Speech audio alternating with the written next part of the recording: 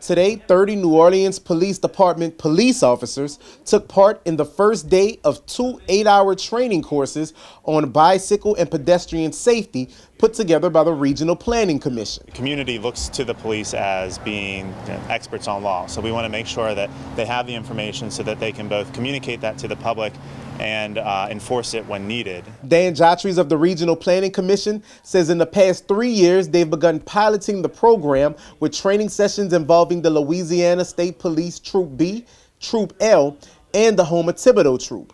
But this is the first time they've held a training course exclusively with NOPD officers. He says the class consisted of officers from all 8 districts. In addition to them being able to directly communicate with the public, they can also then be experts for their fellow officers within each of their districts. How pedestrian and bicyclists get killed and injured is very, very predictable. The training session had 4 hours of class time with engineering, education, and enforcement specialist Peter Fluke of the We Bike organization based in Green Bay, Wisconsin.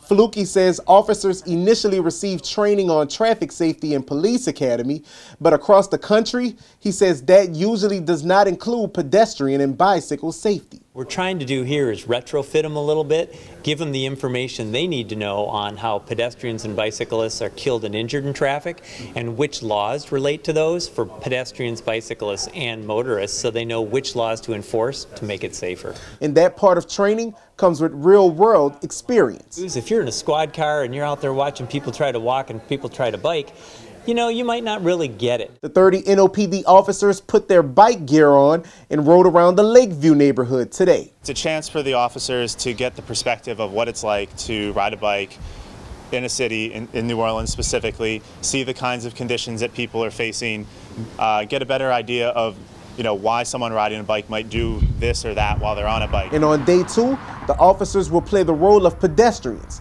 trying to cross the street at a crosswalk in the Lakeview neighborhood tomorrow morning. When you set up that scenario, do people actually stop when they notice that it's a crosswalk and they should be stopping? Yeah, we do eventually get to the point where the compliance is better, but it still has a long way to go.